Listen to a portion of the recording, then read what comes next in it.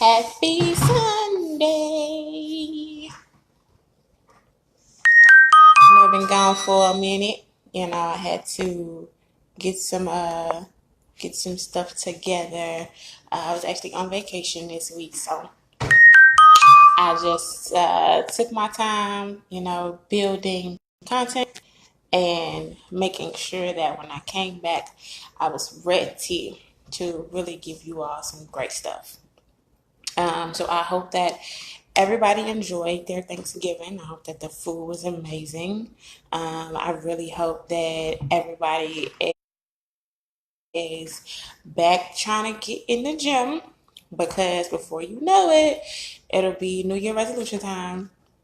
And then it'll be time to go ahead and get back in the gym and get fine for summer. So I hope that everybody had a really great holiday. My holiday was okay. I spent some time with a really good friend of mine, but you know, it was nothing like being home. So, and then it was kind of like it was kind of sad for me because my birthday and Thanksgiving fell on the same day. But that's just reason to grind harder, reason to work harder because make a little more money. I can be able to afford to go home and be up under my mommy and my granny for the holidays and celebrate my birthday how I want to. So, enough about that. That's water under the bridge. We are back here for Sermon Sunday, and I have been thinking about this all week, and I'm like, what is it that I want to talk about? Because we, I feel like we get to a point where we allow ourselves to just have these emotional attachments to people, and not just romantic, emotional attachments to your parents, emotional attachments to your children, emotional attachments to your children's parents, emotional attachments to jobs, to money, you know what I'm saying, just everything. But we tend to forget to set standards, and we forget to set boundaries. So I felt like it would be perfect to talk about boundaries for Sermon Sunday. So my 28th birthday was on the 22nd, and this has probably been the most heart wrenching, faith testing, dark year of my entire life.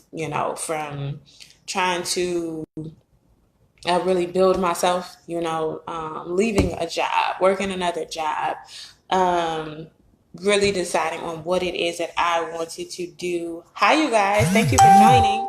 Really deciding what it is that I wanted to do with my life in the process of building my career. I'm one of those people that is very strong-willed, very strong-minded, and I kind of have a little bit, just a tad, maybe like that much, of a problem with authority. Not that I would disrespect them or anything like that, but it's just like, I feel like I'm smarter than you. I feel like I can do your job and I can do your job better than you. So I say, you know what? Thank you, Rashad. I say, you know what? I am going to take my time and really build and, just be okay with the process. I had a little bit of an issue with consistency only because I have been trying to stabilize myself for a little while now. And, being from Chicago, being from a big city, but moving to a place where I don't have anybody, I don't have any family or anything like that, has been it's been a roller coaster. It's been a lot to deal with on my own. But I am so glad that I did it. I think it's one of the best decisions that I ever made for my life, aside from attending the illustrious Grambling State University. I think it's one of those things that a lot of people need to do. You know what I mean? You need to get from up under that cushion that family provides. I don't think you really get yourself to a point where you can really say, oh, I'm a hustler or I'm a grinder, whatever, until you get away from the people that you know you can fall back on. So I take pride in that, and my family tells me all the time, and even my friends, you know what I mean, and people that don't really know me tell me all the time how proud of me they are and how they wish that they were as brave as I am. Sometimes I question, why in the hell did I do this? But I did it, and I'm so happy. I have met some of the world's greatest people in my journey. So I'm happy. Now, I'm not going to talk y'all ear off because, hi TT, miss you. I'm not going to talk y'all ear off. I really want to get into this boundaries thing. So, if you've been following me for a while, I have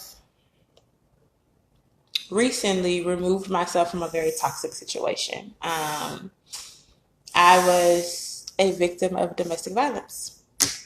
And saying that on camera for a lot of the world to be able to see, hey Jenny, to see and hear, at first it was embarrassing. Now it's empowering, because now I can be able to say, I've gone through that. You know, I know what that feels like. I know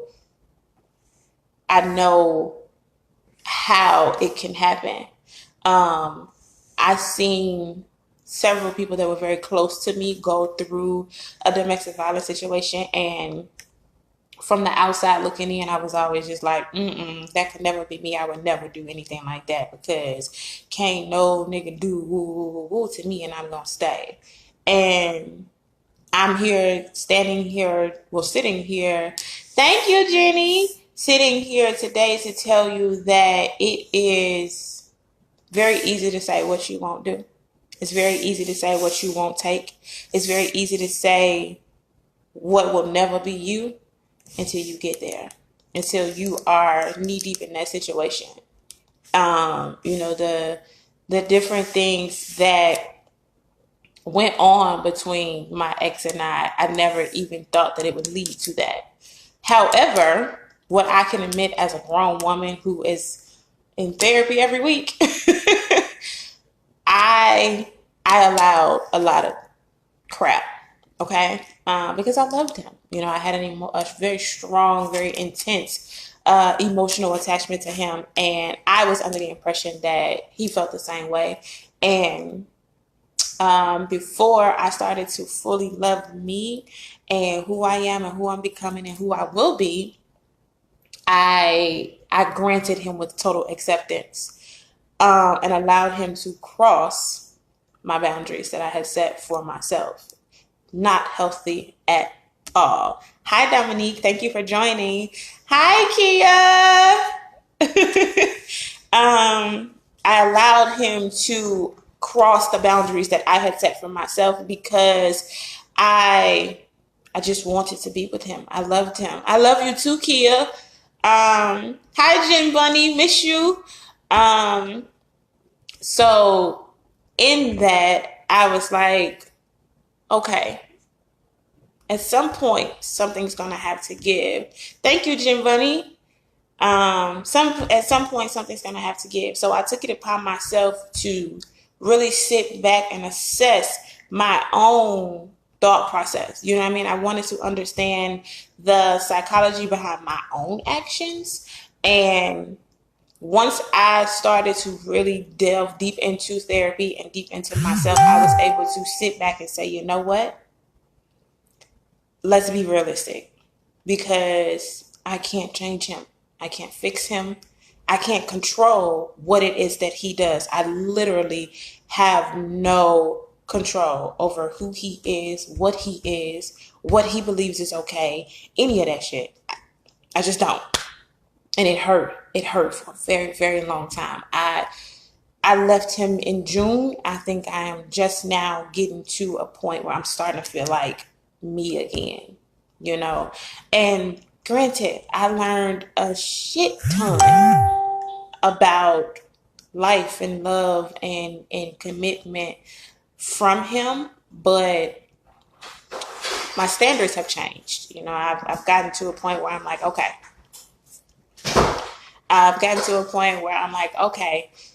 something has to change. So it starts with me. It had to start with me. And once I got it in my mind, and I was like, okay, I can do this. But it had to start here first, because operating from my heart is what got me in that shit. And I get it. It's difficult. It's really, really difficult. And you don't understand how you'll behave until it's time to react. And I literally, anybody that knows me knows that I'm a good girl. I've never been in trouble. I've never even been suspended from school. And the man that I love looked me in my eyes every day and told me how much he loved me. And I was in jail behind him. I was locked up in handcuffs. They had handcuffs off my wrists, handcuffs on my ankles, and I was sitting in a courtroom at 7 o'clock in the morning after sitting the entire night in jail behind the man that looked me in my eyes every day and told me he loved me. So, boundaries. So, what do boundaries look like, right? One, you have to get to a point where, hey, Dalfred, hey, Dariel, you have to get to a point where you understand that it is not your job to fix other people. Hi, Sissy. It's not your job to fix other people at all. It is not your job to fix other people. One, you literally can't fix anybody else. You only have control over you. You only have control over you. You can only make it to where what you do makes sense, because somebody else's actions and their beliefs and their thoughts and all of that is up to them. Okay? So a lot of people, my grandmother told me something that a long time ago that has stuck with me for the longest time. A lot of people that hurt you, they either, one, don't know that they hurt you, or two, they don't care. So sticking around with people, I think it's the same as being stuck, one. And then two, the way that things make you feel matter to you. They have to matter to you before they can matter to somebody else. And sometimes you may not necessarily be able to articulate the way that you feel to somebody else, which is why I personally recommend therapy. But before you even get to therapy, if you're not really one of those people that takes therapy serious, or if you're not really one of those people that thinks that therapy is right for you, or that therapy will help you, or that you are in the right mindset to even go to a therapist, somebody that is unbiased, doesn't know you, you don't think that may be for you. I get it. So journal, write it down. I keep this with me at all times, because sometimes my head and my mind takes me, and I've literally thought myself into a bad mood, or, I'm going back and forth. Did I make the right decision? Did I do the right thing? Why is this affecting me so bad? Is it hurting him the same way?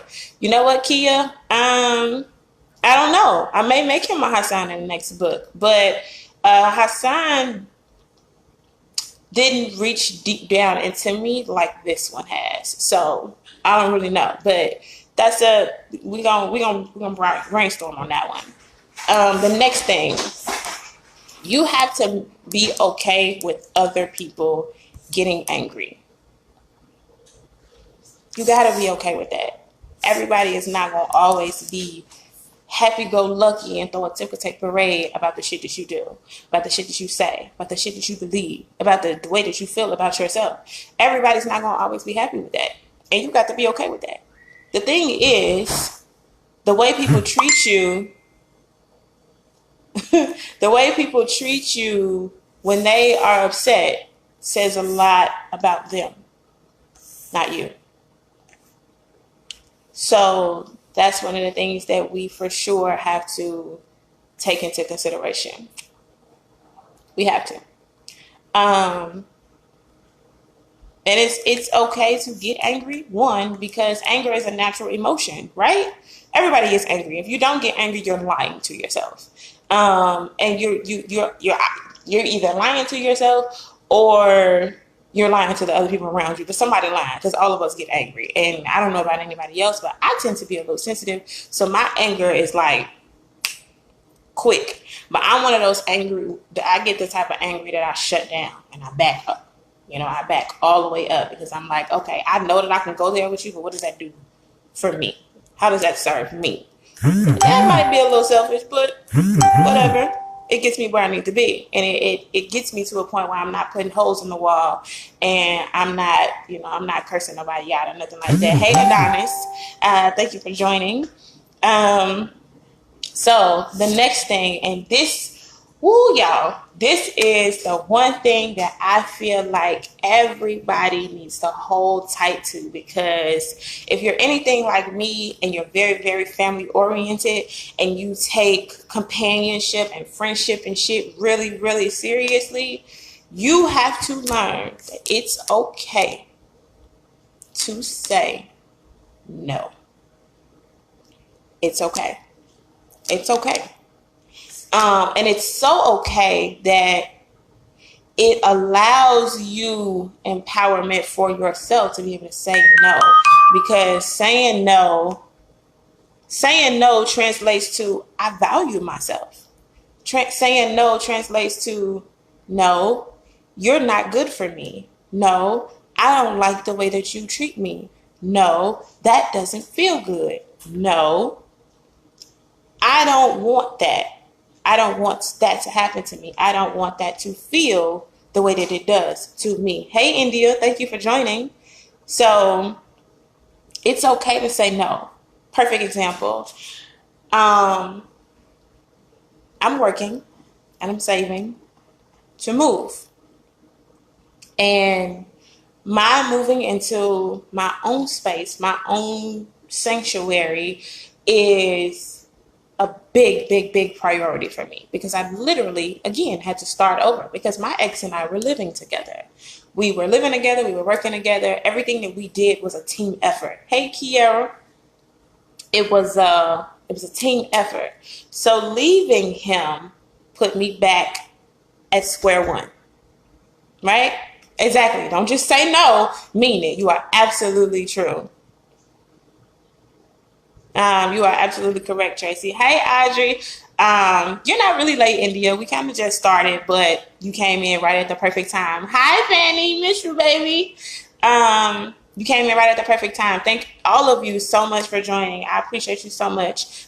We will do this every Sunday. Just in case anybody didn't know, we will do this every Sunday. And I would absolutely love if everybody can kind of leave me some suggestions on topics, because we can really make this a thing. Right? I really want to make this a thing because what I have noticed that I have kind of a niche for personal development, and to be able to tie personal development with communication and then relationships is relatable, and people tend to come into that.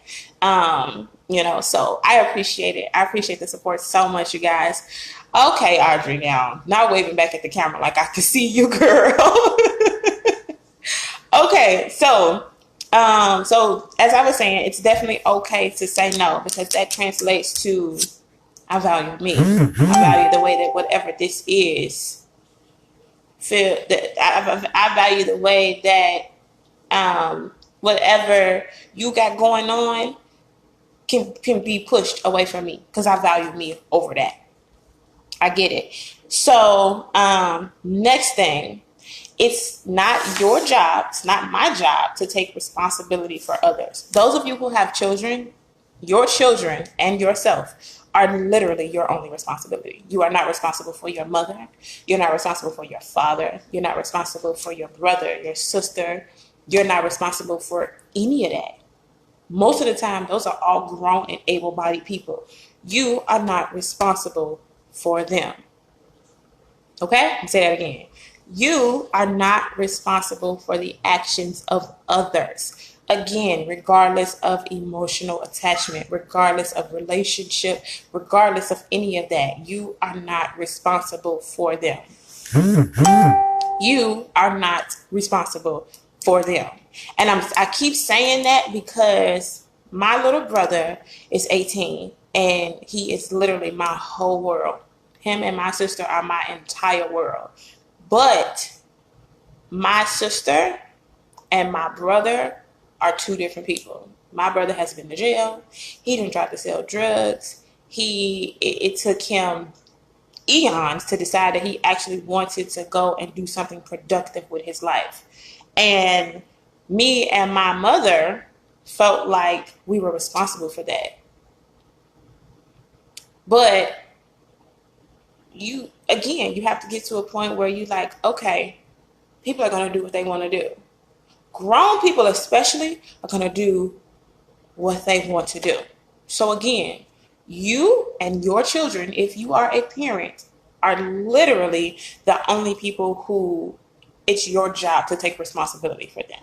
And even when your kids get older, once they get out of your house, whatever age they decide to leave your house, we're going to talk about that too, because Black people have a problem with putting their children out at 18 and automatically thinking that they grown. You don't know shit at 18. I didn't know shit at 18. I'm 28 and I still kind of feel like I don't know shit. But that's another topic for another day. Parents, we gonna rap about that. But back to the subject. So, it's not your responsibility to take to take the rap for other people. You have to you got to make sure that you are taking accountability for yourself, for your own actions. So trying to be there and hold somebody else accountable for their shit when they not really holding themselves accountable for their shit creates a problem for you. It creates a hazard for you. It creates a negative energy and a negative aura for you. Hi Pud, miss you so much. Yes, they will. You can only give them advice if they choose to do otherwise. It's on them. Exactly. If they take your advice, great. And hopefully, prayerfully, you are giving them advice that will lead them to the next step in their lives, and they have a better outcome. But whatever their outcome is, whatever the decision is that they make, that's not on you. That is not on you. You literally cannot take responsibility for nobody else's actions. We don't owe nobody shit. Nobody. And I know it's easy to say that because I don't have any children, so I'm not dealing with that type of stuff. But I feel like my brother and sister are my children, and I feel like if something goes wrong with them, that I failed. Or I feel like if something happens with my mom and she needs me and I can't come through and I've had to tell her no, that I've done something wrong. When the reality of the situation is I haven't. Because I got to make sure that I'm straight. Nobody else is going to do that for me. Hey, Bruni G. Nobody else is going to do that for me. I can't call too many people and say, hey, can I hold? And they come on with it, and then that's just that. No, I got to give people their money back, and I got to give it back in a timely fashion. And if I don't give it back, people looking crazy, whatever. So don't try to hold tight to nobody else's responsibility. Let grown people be grown people. The next thing, you don't have to anticipate the needs of others. So that, thank you, Audrey. The next thing, you don't have to anticipate the needs of others. So this kind of piggybacks off the last one with you not having to take responsibility for other people. You don't have to anticipate the needs of others. So the biggest thing that kind of comes to mind with this one is people who have, hey Denise, the parents, you know what I mean? A lot of people feel like because they are parents that, I have to be responsible for my baby daddy actions, or I have to be responsible for my baby mama actions. No, you don't. No, you don't. You don't owe them nothing. Y'all literally share a child, and that's it. So if that person isn't doing whatever it is that they need to do to serve you in the way, do I have that on? Yes, because I'm about to bake the chicken. My bad, y'all. But you're not responsible for nobody else's feelings. You don't have to anticipate the needs of anybody else unless you're a parent. And then even then, like I keep saying, once your child decides that they're grown and they want to leave the house, you don't have to anticipate the needs of them either. Because one thing that I know is that it's very easy for children to fall back on that crutch of their parents. It's very easy, very, very easy. So you can't get yourself to a point where you feel like, oh, I got to hold myself back so that I can do A, B, C, and D for this person. No, because is that person going to do the same thing for you? These are the questions that we need to ask ourselves. The people that you are putting your life and your dreams and your finances and your love and all of that type of shit, you putting all of that type of shit on hold. Are those same people going to do that for you? Most of the time, that answer is no. It sucks, but most of the time, that answer is no. So you have to know that it's not your job to anticipate the needs of other people. But the biggest thing, I think that these two kind of go hand in hand with it being okay. I got you, Audrey. Thank you so much. With you being okay with saying no, the next thing is understanding that it is your job to make you happy. Your job, not your partner, not your baby daddy, not your girlfriend, not your kids, not your family, not your job, not your car, none of that. It is your job to make you happy. The thing with happiness is it's subjective. Everybody's happiness is different. I feel happy when I can 100% be myself, one, and then provide for myself. Self-sufficiency just kind of does something for me. But everybody else has a different view of what happiness is. You know what I mean? I'm sure parents, absolutely, happiness for sure comes from within. And it happens with your head and your heart being on one accord. So success and happiness don't really weigh until you kind of decide what they mean for you, and then you can say, okay, this makes me happy. But it makes me happy because it came from me. I did this for me, and I know that this will make me happy. But it starts from inside. So it's your job to make sure that you're happy. It's your job to make sure that you understand what happiness even means to and for you. It's your job. And one of the things that I had to kind of get myself to believing about happiness in itself is, regardless of how much money I may have, regardless of how sickening my body is, regardless of how cute I may be or how my hair looks or whatever, that shit don't necessarily make me happy. It may make me feel good, but it doesn't necessarily make me happy. Two different things. Two very, very different things. Because things that make you feel good are normally temporary, like alcohol, like substance, a substance abuse, a drug, any sort of drug or whatever, sex, men, women, things of that nature, fame or whatever the case may be. That type of shit is normally very temporary. So it may just make you feel good, but not necessarily make you happy. Because your happiness is what gets you out of bed in the morning. Your happiness is what makes you okay with doing shit for free. Okay? I'm not getting paid for this live. I don't get paid for the notes that I take. I don't get paid to blog. I don't get paid to talk about the shit that happens with me and give it to you all. I don't get paid for this, but it makes me happy. I feel like it is literally my life's work. And to be able to articulate it and give it to people who I feel like it will help from within, that makes me happy. So I'm in here on a Sunday night making sure that I give you all this. And I really hope that it reaches everybody. I hope that it touches you. And I hope that you can get to a point where even one thing that I said, you can share with somebody else and it makes them feel good, you know what I mean? And it makes them really step their shit up and set boundaries for themselves, because the reality of the situation is boundaries equals love. Boundaries equals love.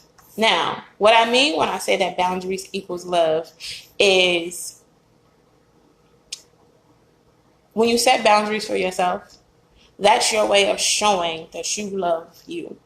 That's your way of showing that you value you, that you appreciate you, that you respect you, that you understand that what you got going on is important to you. And the people that cannot respect, love, honor those same things do not love you. So if you can tell a person that, hey, you yelled at me, or you called me out my name, or you did A, B, C, D, and I didn't like it, and they don't respect that, that person does not love you. That person does not care about you, because they have crossed your boundary. Simple as that. And I know I made it sound black and white, and it never is. But at some point, when it comes to ourselves, when it comes to our mental health, when it comes to the things, the person that we love most and care about most, or the person that we should love and care about most, it's difficult. And it's difficult to translate that to other people. I find it very interesting that growing up, we're always taught, oh, be nice to people. Treat people with respect. Treat people, you know, with the utmost preciousness, or whatever the case may be. We're always taught how to treat other people, but nobody really teaches us how to treat ourselves. Nobody really gives us the blueprint on how to love us. Nobody's really taught self-respect. You know what I mean? You get a few hints of, no, don't do that. That's not ladylike. Don't do that. That's not what a man does. But that's not necessarily teaching you how to be you, and how to respect you, and how to set boundaries for yourself, and roll with those boundaries, and make other people abide by those same boundaries. So the next thing is, and I have a problem. I had a problem with this for a while, and I think a lot of women have this problem, especially as we get older and we get set in our ways, and a lot of us tend to be very spoiled, or what have you. Nobody has to agree with you. It's really just that simple. Nobody has to agree with you. Nobody has to be okay with what you say. Nobody has to be okay with what you do. Nobody has to be okay with who you are, or none of that shit. Nobody has to. Nobody owes you anything. You owe all of that to yourself. The biggest thing about all of that is, as long as people respect you, y'all can be cool. Everything will continue to be copacetic. The minute they disrespect you, that's when it creates an issue. But nobody has to accept it. They don't even have to understand it. They have to respect it. That's it. But nobody has to agree with it. Nobody agreed really with me moving all the way to Georgia, away from my family, where I didn't know anybody. I didn't have a job set up. I didn't have a place to stay set up. I didn't have any of that. I just knew that I no longer wanted to be in Chicago. I just knew that there was nothing else in Chicago for me. I just knew that the opportunity that I could find in another state like Georgia was not in Chicago. So I left. And I had like a whole party, or tried to have a whole party, and some more shit, and nobody showed up. Oh well, it didn't stop me from leaving. And I've been here 3 years. And I've been happy. And I've been so happy because I made the decision to do what I wanted to do, regardless of what somebody else may have thought or felt about my decision. I didn't care. Because now everybody's like, oh, we're so proud of you. I'm so glad that you decided to be so brave and jump out on a limb and chase your dreams and blah, blah, blah, blah, blah. But that's not what was going on at first. Nobody was here for me moving. Nobody was here for me doing the things that I had to do to get by. Nobody was here for that. But, oh well, I didn't care. You have a right to your own feelings. You have a right to your own feelings. The best thing that you can do is be in tune with your feelings, one, and then two, be able to articulate them to the people that matter. Be able to say, you know what? I like this, or I don't like this. Be able to say, I love you and mean that. Be able to say, I'm not in love with you anymore, or I don't love you anymore. Whatever the case may be, be able to say that and move on, because you have a right to your own feelings. You have a right to feel like, you don't want to date men with children. Hey, Spider. You have a right to believe that you don't want to date men with children. As a single woman without children, I refuse to date men with children. My only condition is if your child, because first of all, what are the odds that you find a man without children? Let's just be realistic. But my only condition is I really don't want you, I can't really deal if you have more than one kid. And then I need your kid to be like 8. Because at that point, they self-sufficient. But I'm not watching no kids. I'm not changing no diapers. I'm not taking no. I'm not doing none of that. That's just not where I am. That's not where I am as a partner. But am I going to completely write you off because you have a kid? No. No. But I'll never take you seriously if your child is under the age of like 8, 10. That's just not where I am in my life. I've been there. My ex had a 4-year-old, and I loved him. And I had to cut my attachment with that child at the knees because his father made it virtually impossible for us to maintain a healthy relationship. So, to save myself the drama and the hurt and all of that, I just don't deal with it. I walk completely away from it. And that's okay. That's okay. Men, it's okay for y'all too. You don't want to date a woman with kids? Fine. Fine. There's a lot of us out here who don't have kids. And I'm 28. I go back and forth with whether or not I even want kids. I go back and forth with it all the time because I feel like I'm finally kind of putting my footprints in the sand. So I don't know if children are in my path yet. And I want to be married before I have children. And I want to be married to my husband for 5 years, 3 to 5 years before we have kids. Because when you have children, and this is just me speaking from the outside looking in because I don't have any, but I watched my mom raise us 3 by herself. When you have children, your life is over. It's about them now. When your birthday come around, it's another day because it's about the kids. You get a better job, you get a job opportunity or what have you. You got to make sure that wherever you go or whatever you do, your kids are going to be okay. You got to make sure that there's a school in the area where you're going to live at, that you make enough money to take care of these kids. If you decide to switch careers today, you can't really do that because you got kids that you have to make sure that the decisions that you make don't negatively affect them. I'm not in that headspace right now. And it took me a while to get there and be that honest with myself because at first I was feeling like that was selfish. Oh, children are a blessing. They are when you want them. They are when you're prepared for them. They are when you and your partner have mutually decided that this is what y'all want to do. And financially you're ready, or at least close to being ready. Everything else is kind of set in stone. So if a child happens, great. If it doesn't, okay, cool. But children create a bind. Children create a distraction. Children create a halt on what it is that you really want to do. So until I get to that point, I'm like, I'm good on the kids. And I don't even know if I want a relationship for a while. So it's like, it takes a while for you to get to, that point where you're like, okay, I got to be honest with the way that I feel. And that creates drama sometimes. It really, really does.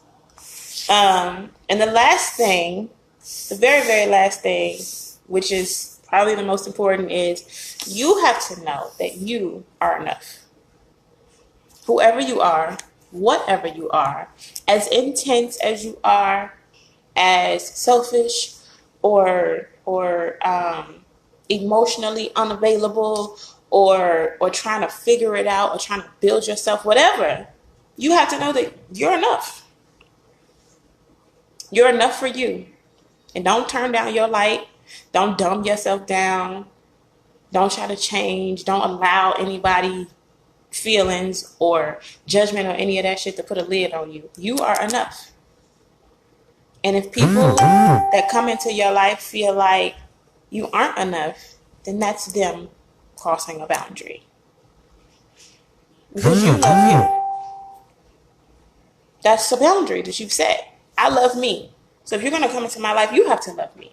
And not necessarily saying you have to love me in the way that I love me, because you probably never could, but you have to love me, because that's my version of respect.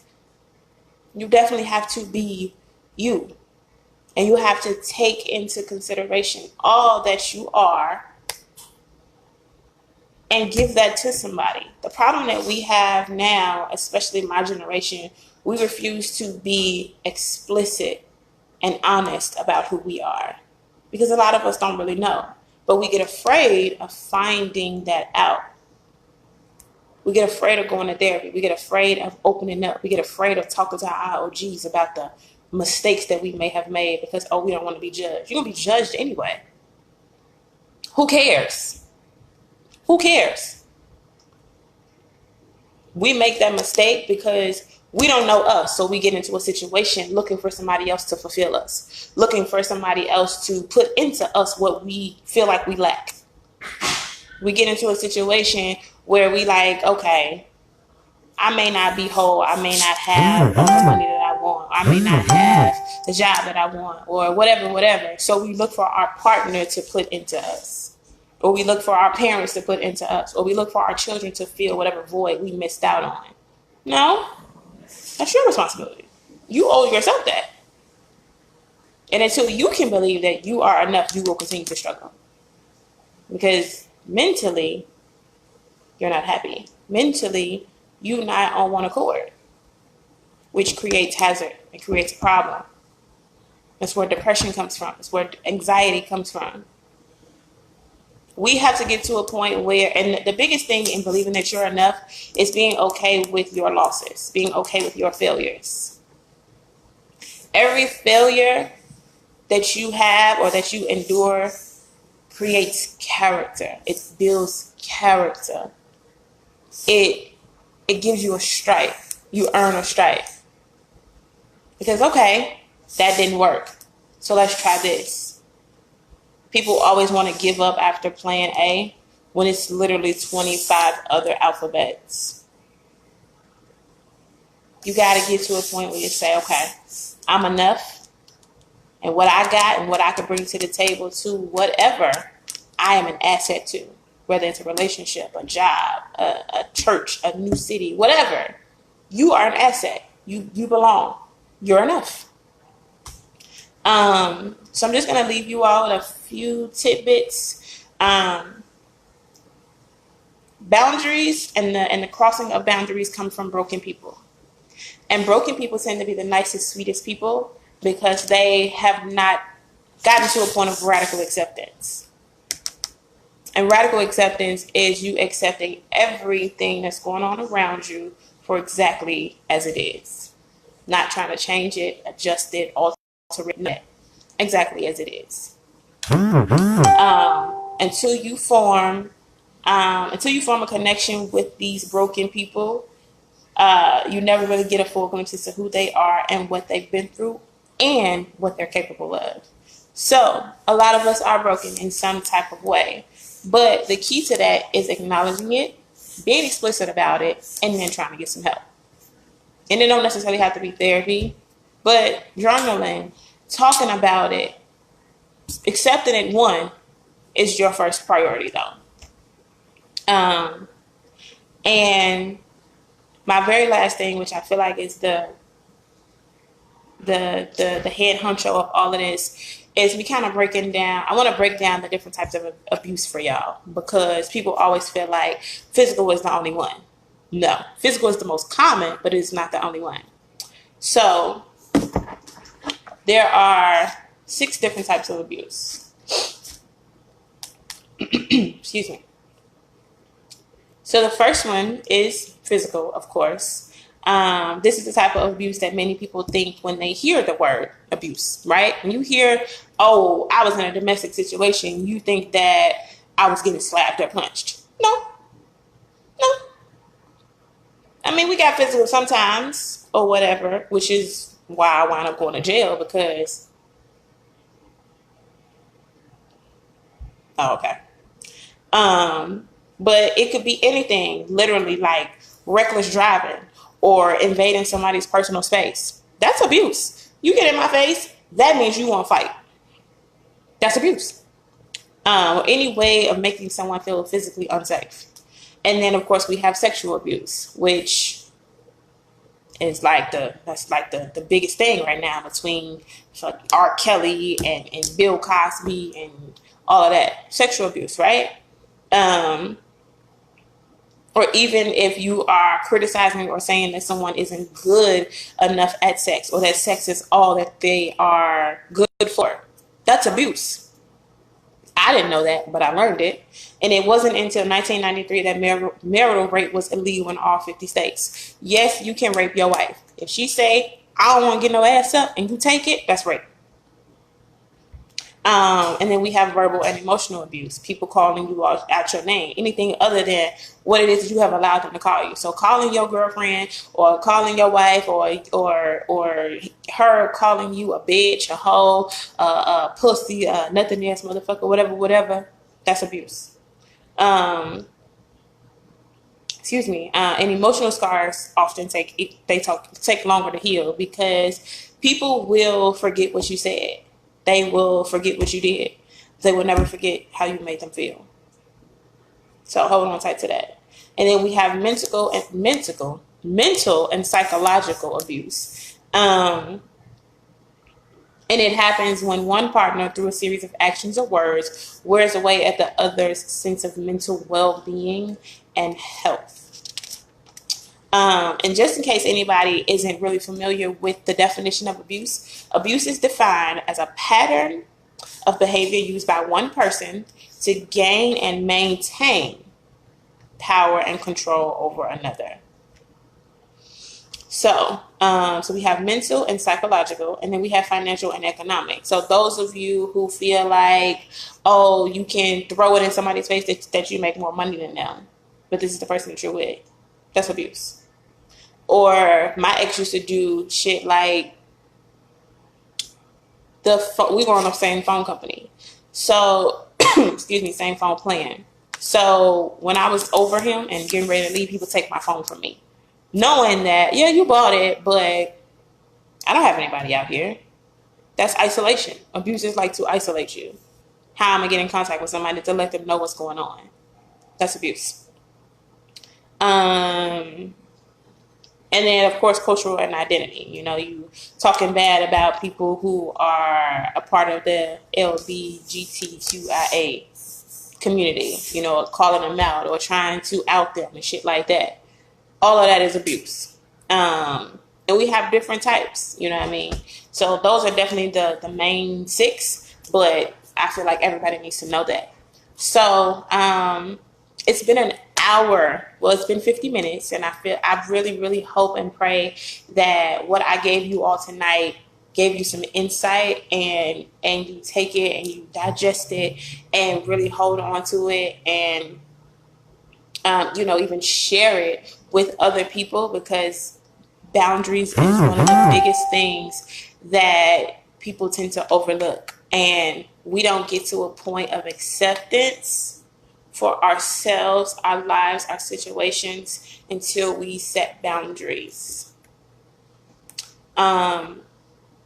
So I will save this live. Please leave me comments in the comment section about what it is that you all would love to talk about. I'm always open. I'm literally in here writing all the time about the different things that we're gonna go over, because I have some stuff that I want to share with y'all, and I want everybody to be in on it. So there will be a blog coming out about this very soon. My blog is at storystone.com/exception to the rule, but you can just go to storystone.com. I would definitely post that on my status. I definitely just forgot what the word was. I would definitely put it on my status so that everybody will be able to join. Follow my blog. We will do this every Sunday. I post videos, just providing cultural commentary about just about everything every day. My social media handle is the same on every platform, the Storystone _ on Facebook, Instagram, Twitter. This video will also be uploaded to YouTube if you want to follow me on YouTube. I am Storytime on YouTube, no space, and I look so forward to seeing y'all next week. Thank you so much to everybody that joined. I appreciate the support and the interaction. Thank you so much. I hope that everybody has an amazing week, flourishing week. I know everybody is coming off a Thanksgiving break. We're going to kick Monday's ass, and Tuesday will follow, and we're going to continue. I hope everybody had a happy Thanksgiving. Catch y'all next Sunday.